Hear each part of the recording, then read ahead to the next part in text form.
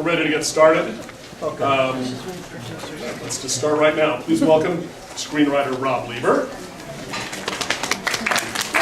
producer Lisa Henson, producer Dan Levine, and director Miguel Arteta. Just one question to get us started, and this is for any or all of you, as everybody's getting set up. What is it about the Judith Viorst book that made it such an enduring property for families and made it the basis of a good movie? For me? For any or all of you. Alexander's just always, he's one of the rare figures in children's literature that's sort of an underdog, that sort of feels put upon. He's not, he just feels like he's kind of slogging his way through the day. And I just feel like every single kid obviously feels that way and every adult feels that way. And that's why it endures a lot. Okay, let's get started. David. First of all, congratulations, guys. This is a great family film for the fall season that hopefully will get a lot of play as you go towards Halloween and into the Christmas holidays. But I want to find out, this is a 32-page book. How do you take that 32 pages, retain the essence of Alexander as written in 1972, and bring it into the 21st century and expand it to feature length? I think that's a great question for Rob. He did this beautiful adaptation. Yeah, well, that was the challenge. And when I read the book, what I think endures, besides just the character of Alexander, is just the feel and charm of it. And so that was what I wanted to maintain. I wanted to just keep the essence of the book. And then the idea basically was you take the first day, which is Alexander kind of having his terrible day, and then expand it. And what I felt was unanswered in the book was, who is this family? And so that was sort of the jumping off point for me. I was like, now let's explore what would happen if the rest of this family had a terrible day and what you can learn from it. Because it's, it's one of the most universal concepts there is, and I've never seen a movie about it. And so that was my intention. I was interested when you write a script and then you cast it. When you write a script and then you cast it, how the script changes by who has been cast in the roles, and especially with somebody like Steve Carell. I wondered, was the script changed in any way to fit maybe him and Jennifer? We had a very organic way of working with them. We had a few days of basically this is a movie about learning to appreciate your family again. Feeling like your family has forgotten about you, and then realizing, oh no, they're wonderful and I love them. So it was very important to get them together in a room, and for all these actors that didn't know each other to start starting to get to know each other.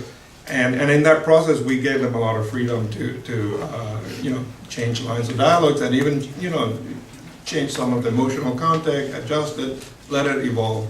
My hope was to film them all falling in love with each other.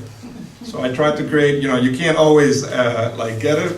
It's like going on a date. You try to create the best environment possible. I think if I wear this shirt and we go there, hopefully she'll fall in love with me. But you can never know whether it will happen. But we tried to create that kind of environment with rehearsals, and we felt pretty lucky. There's 6 people, including that little baby, those 2 babies, and the baby improvised quite a bit. He wanted to they started to really like each other and appreciate each other. So that was a bit of luck. Very much so. I think we wrote it hoping Steve would do the movie, but when it came together is when Miguel did the rehearsals, as he said, and you could see them bond as a family, and they could start to improv on their lines and bring themselves into the roles more. And both Steve and Jen are such good parents in real life, and they really cared about the parenting messages that were in the movie. And those were some of the changes that were done in the rehearsal period, was them saying, well, as a parent, I feel this way about this scene, and let's try to work that in. In the center on the left. Hi. I'm just curious that this film is talking about authentic Japanese restaurant, but it's feeling like for me it's not authentic because I'm Japanese. Is that intent to do because of joke or could you talk about? And also I'm really curious this tossing shrimp scene, how many takes you had to do? That's a very good question. Well, I mean, in terms of the authenticity of the restaurant, I mean, our idea was to poke a little fun about how our parents can be so misguided at times, you know, like he's saying it's a very, you know, clearly it's the farthest thing from a really authentic restaurant. So we're just having a little bit of fun with that. And Steve was very good, you know, at first we told him, you know, we could CGI shrimp so you don't have to cut it. But, you know, he got into it and he said, come on, bring it on. And there was a crowd cheering him, and I think he really was like, his professional pride got at stake there. And, I think if you see the film, he caught most of them. So we didn't have to do CGI with it flying into his mouth. He ate a lot of shrimp that day. In the front row. Following up on what Lisa said just a few minutes ago about it being kind of a family atmosphere, I mean, did you guys have like a family day where the cast and the crew maybe were allowed to bring their kids and families there to the set, or did people bring their families in at all? And secondly, my question is, since the horrible day is just one day, how difficult was it to get all that action into one day? Because I mean, there's everything in there. You know, there's the play, there's the prom, there's all the stuff. What was the tricky part about getting everything on that one day?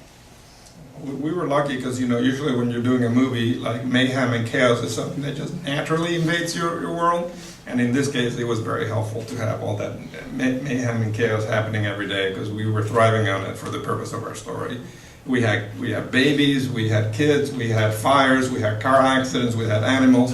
We had everything you could possibly want to create a big, hectic mayhem.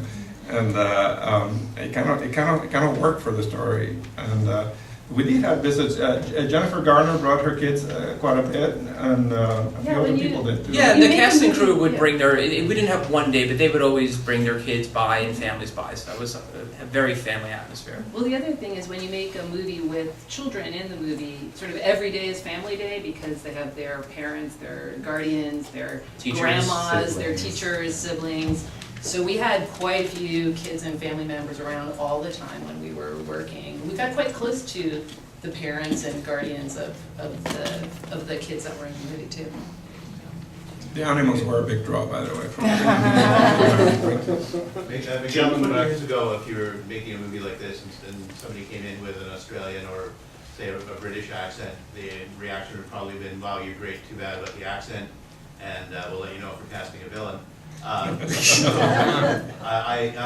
noted in the press kit that Ed actually was apprehensive about that. So given all that and the fact that the entire movie is wrapped around him, what made you so sure that he could overcome all that and be the Alexander you wanted?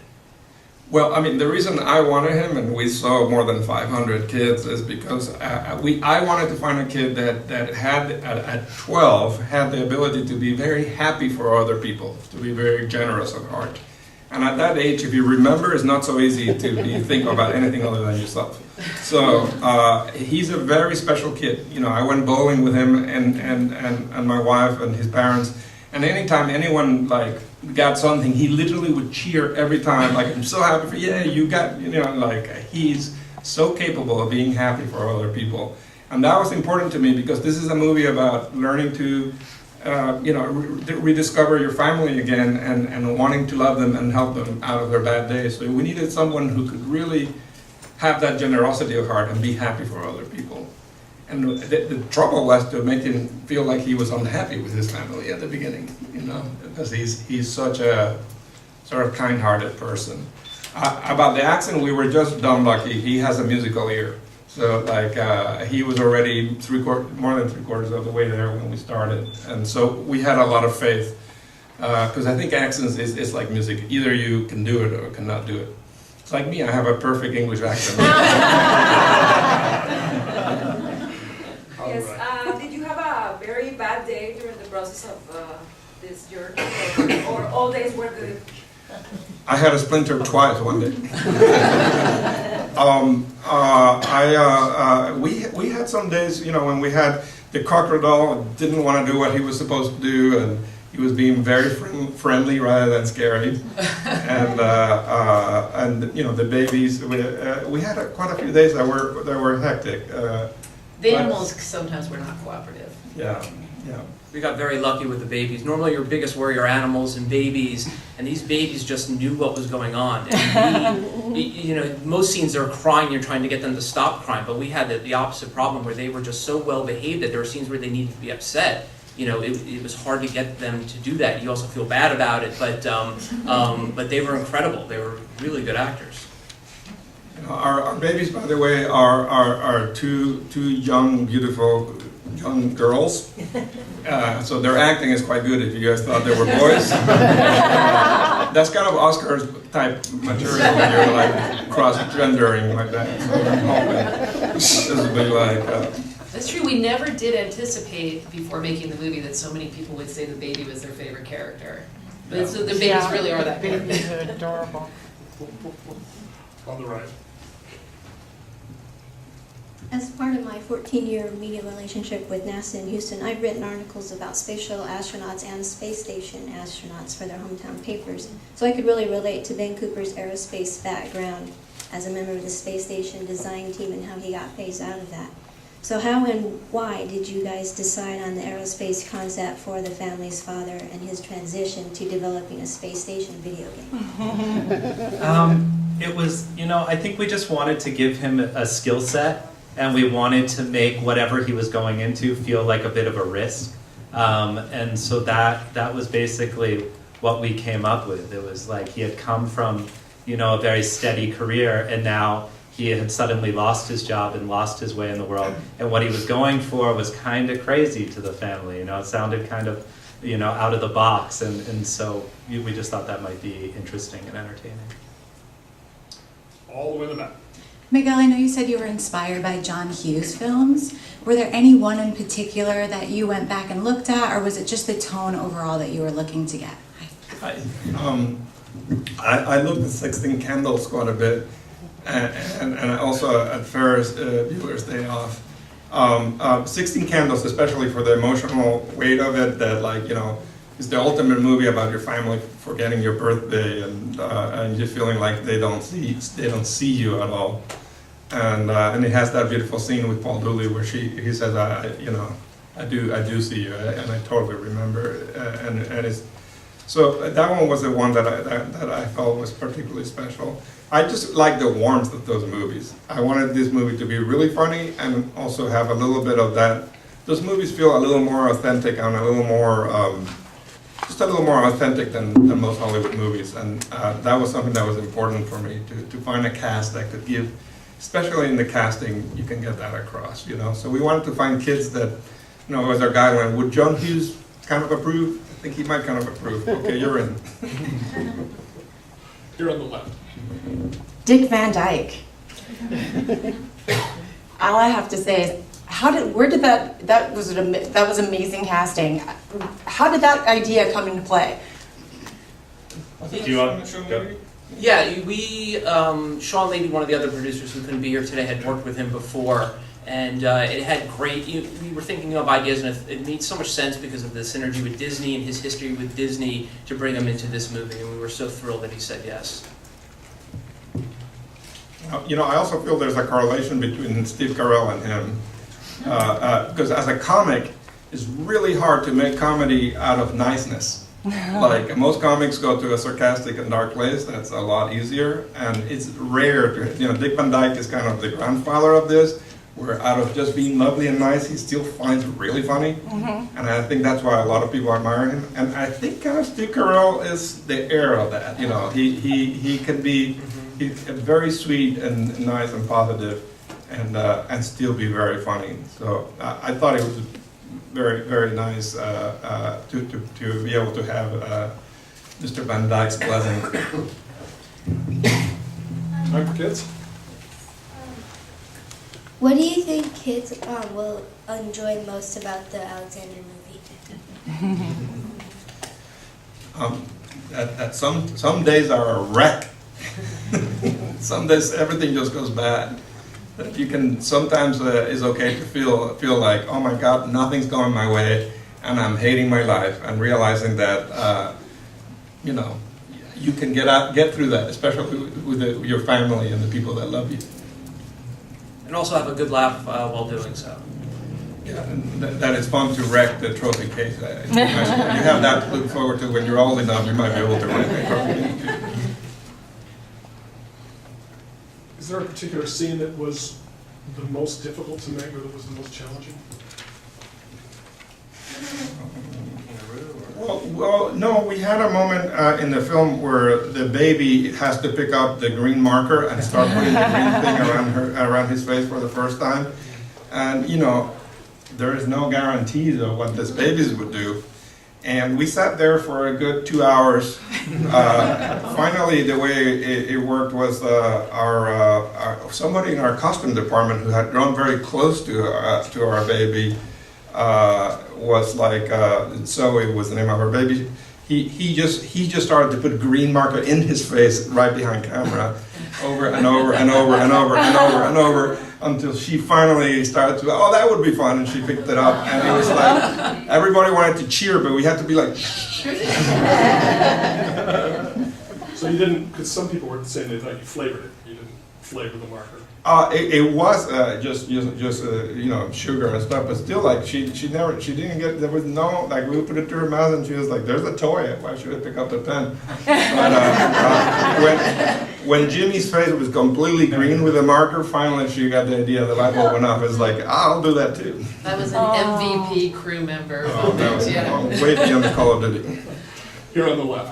Hi, this question's for Rob. You had a lot of people, including myself, harken back to high school years, especially with all the writing, especially #blessed was hilarious.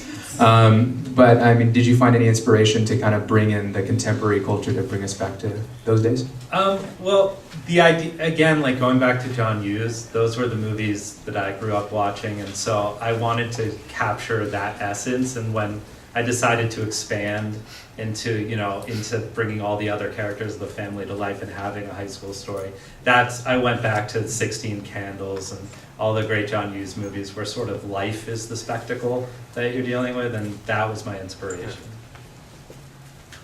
So I wanted to ask, so this movie ended up at Disney. I was curious, did it end up at any other studios that passed on it before coming to Disney? And had it had, Peter Pan is the play in the story. I was surprised when watching it that it wasn't the Mary Martin version, which is the more recognizable theatrical version of the tale, but it is the Disney version. So I was curious how that came about. Well, we had a lot of interest in the project, which was great, and we're very happy that we ended up at Disney. They've been such great partners, and it was a great home and such a perfect brand for what this movie is: fun, relatable. So yeah, we had a lot of interest in this, which made us feel very good about the project. As for Peter Pan, It was always Peter Pan. no, I know that, but the version. Why we didn't change versions? Or I don't. I feel like, well, I made up dialogue for what's actually in the movie. It's really just, I think, the song is from the Disney movie. Right. So for the ladies who are watching the film, I've got to ask you about Thunder from Down Under. Okay. Whose idea was that? And was there any kind of trepidation about even bringing that into the context of a Disney family film? Well, Well, it was your my idea. It was my idea. It definitely had to be tamed down when it became a Disney movie. But I think ultimately it plays in a way that's totally safe for family and everything else. But the idea was, you needed, like, at that party, you wanted something to go wrong once everything's sort of feeling like it's going right. So The crocodile wasn't enough. the crocodile wasn't. Male strippers. Yeah, we wanted to have that balance where parents would get a good laugh, kids would not, just think they're cowboys, and everyone's happy. And they're very, very sweet. I don't know if you're like me and you're a big fan of Project Runway, but the Thunder from Down Under had been at Project Runway. They had to make costumes for them, and I had watched that episode, and I have been amazed how sweet these guys are. They're really sweet guys. So I knew that, like, this is the right thing to throw into the mix, because they're actually totally lovely. Hi. Besides of the adult actors who are really good comedy, but it's also young actors has a really great comedy. acting in this film, so especially Dylan. So, and how did you see his comedy timing and comedy acting? He's also a musician, and also the matching with Bella Thorne, and they have a good chemistry, I see. So, could you talk about that? Well, Dylan, you know, was one of those people that walked in and we were immediately, that's that kid. And talk about a John Hughes type of casting, like he totally could be transported to that time and be very credible. The key to his comedy was that he's one of those actors that doesn't know he's in a comedy at all. He performs everything in a completely grounded, believable way, and he hadn't really done that much comedy before this, and he kept being constantly surprised that people were laughing when we yelled "cut." Like he was like, "Was I funny? Is that funny?" Like, I was just like doing the scene, like. But he got a good taste of it by the end of it, and I think he has a great future, both as a dramatic and comedic actor. He's a very special kid. And he can sing. Yes. And this is going to be our last question here on the left. Hi, my question was about all of the Australian, like Thunder from Down Under, and the opening scene with Alexander leaving Australia. Was that written into the script after you cast Ed? It's No. actually from the original book. It's the boy. In the book, his kind of, you know, the mom always says bad days happen everywhere, even Australia, and he is always saying he just wants to run away to Australia, basically. So I just kind of took that thread and ran with it throughout the movie. It was funny him having to be all American for the whole movie, and then like, you know, he has one moment where he can show his obsession with Australia at the end when he says to something from Down Under, "Thanks, mate," and like he was so ready to do that and did that so beautifully. Not to mention the discussion of how to pronounce emu. Yes. Or emu. He does not like Vegemite, as he will tell you, I'm sure. Thank you very much. Thanks, Thank you. everybody. Thank you.